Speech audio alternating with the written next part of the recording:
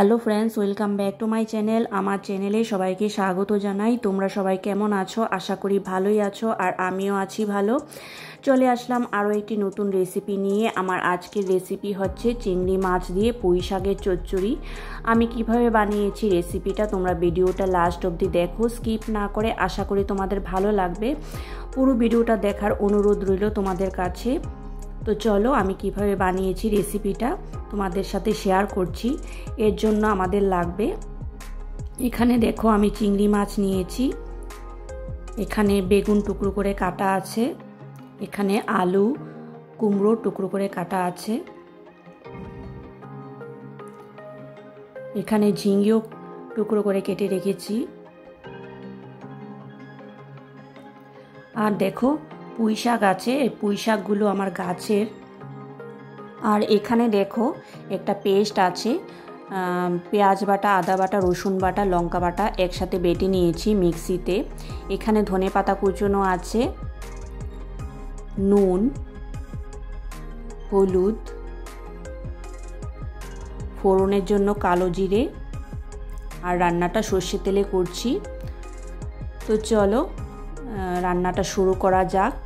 তো কি কি উপকরণ লাগবে তোমাদের সব দেখিয়ে দিলাম। এবার দেখো এখানে গ্যাসে কড়াই চাপিয়ে দিয়েছি, এর মধ্যে সর্ষের তেল দিয়েছি। তো তেল যখন গরম হয়ে গেছে, এখন এর মধ্যে আলুর টুকরো আর কুমড়োর টুকরো দিয়ে দিলাম। তো আগে আলু আর কুমড়ো ভেজে নেব।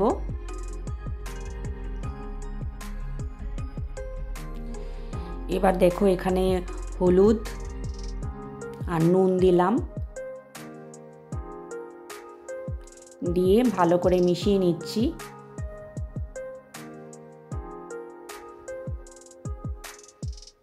তো আলু তো সেদ্ধ ফ্রাই হয়ে গেছে মোটামুটি, আর কুমড়োটা আরেকটু ফ্রাই হবে। যখন সবজিতে দেব সেখানে ফ্রাই হয়ে যাবে সব সবজির সাথে। তো এবার তুলে নিচ্ছি।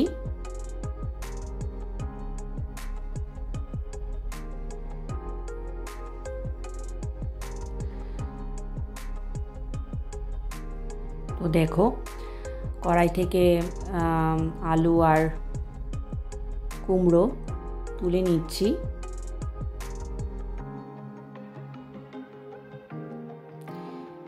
এবার দেখো আমি ঝিঙে ভেজে নেব। ঝিঙে ভাজতে তো সময় লাগে না, তাড়াতাড়ি হয়ে যায়। এখানে দেখো হলুদ নুন দিয়ে ভেজে নেব। তো এক এক করে আমি সব সবজি ভেজে নিচ্ছি। দেখো ভাজা হয়ে গেছে, এখন তুলে নিচ্ছি।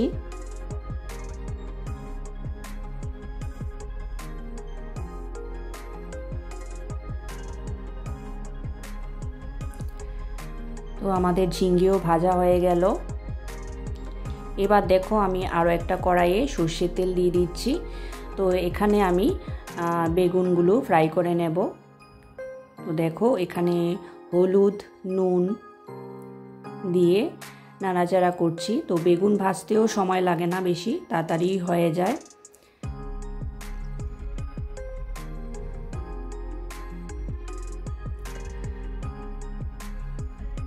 তো দেখতে পাচ্ছ বেগুনও মোটামুটি ফ্রাই হয়ে গেছে, এবার তুলে নেব।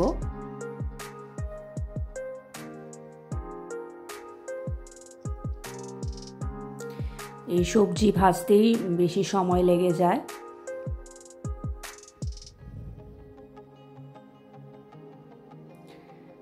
তো দেখো বেগুন তুলে নিয়েছি। এবার এই যে আমাদের ফ্রাই হয়ে গেছে বেগুন, এবার ওই কড়াইয়ে আরও একটু তেল দিয়ে চিংড়ি মাছগুলো ভেজে নেব। তো চিংড়ি মাছগুলোকে আমি আর একটু ছোট সাইজের করেছি, তোমরা চাইলে গোটাও দিতে পারো। এখানে দেখো আমি নুন হলুদ দিয়ে মাছগুলো ফ্রাই করে নিচ্ছি। তো বেশি ভাজবো না, তুলে নেব। বেশি ভাজলে চিংড়ি মাছ শক্ত হয়ে যায়।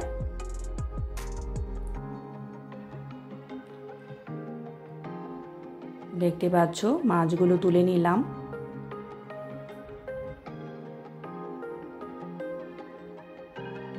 এই যে আমাদের চিংড়ি মাছ ভাজা হয়ে গেছে। এবার দেখো যে কড়াই ভেজেছিলাম ওই কড়াই থেকে ট্রান্সফার করেছি বড় কড়াইয়ে। তো আরেকটু তেল দিলাম, তেল দিয়ে এখানে আমি কালো জিরে ফোড়ন দিয়েছি। তো এর মধ্যে যে বাটাটা ছিল, আদা বাটা, রসুন বাটা, পেঁয়াজ বাটা, লঙ্কা বাটা, সেই বাটাটা দিয়ে দিলাম। দিয়ে ভালো করে ড্রাই করছি। দেখো এখন দেখো আমি পুঁই শাকগুলো দিয়ে দিচ্ছি। তো পুঁই শাকগুলো আমার গাছের, আগে বলেছি তোমাদের।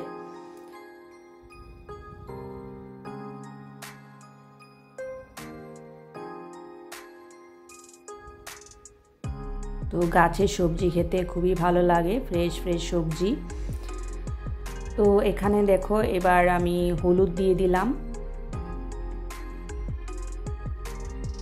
নুন দিয়ে ভালো করে নাড়াচাড়া করছি, মশলার সাথে মিশিয়ে নিচ্ছি।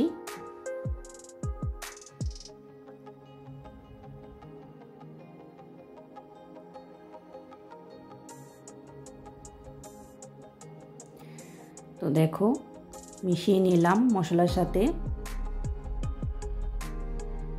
এবার ঢাকনা দিয়ে রেখে দেব কিছুক্ষণ। তো ঢাকনা খুললাম। এবার ফ্রাই করা আলু আর কুমড়ো দিয়ে দিলাম এর মধ্যে, দিয়ে আবারও নাড়াচাড়া করছি। এখন এর মধ্যে ঝিঙ্গে দিয়ে দিলাম, ফ্রাই করা ঝিঙ্গেটা দিয়ে আবারও ভালো করে মিশিয়ে নিচ্ছি। এবার ঢাকনা দিয়ে রাখবো কিছুক্ষণ, তারপর আবার ঢাকনা খুললাম। এবার ফ্রাই করা চিংড়ি মাছ দিয়ে দিলাম এর মধ্যে, দিয়ে সব উপকরণ ভালো করে মিশিয়ে নিচ্ছি।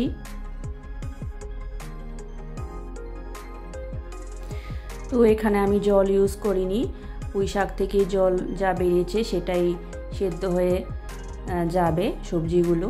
তো দেখো আর একটু সেদ্ধ হবে পুঁই শাকের ডাঁটাগুলো। এবার সামান্য চিনি দিলাম, দিয়ে ভালো করে মিশিয়ে নিচ্ছি। এবার এর মধ্যে ফ্রাই করা বেগুনগুলো দিয়ে দিলাম। তো বেগুনটা লাস্টে দিয়েছি, আগে দিলে বেগুনটা গলে যাবে, এই জন্য লাস্টে দিয়েছি। এবার উপর থেকে ধনেপাতা কুচনো দিয়ে দিলাম, দিয়ে ভালো করে মিশিয়ে নিচ্ছি।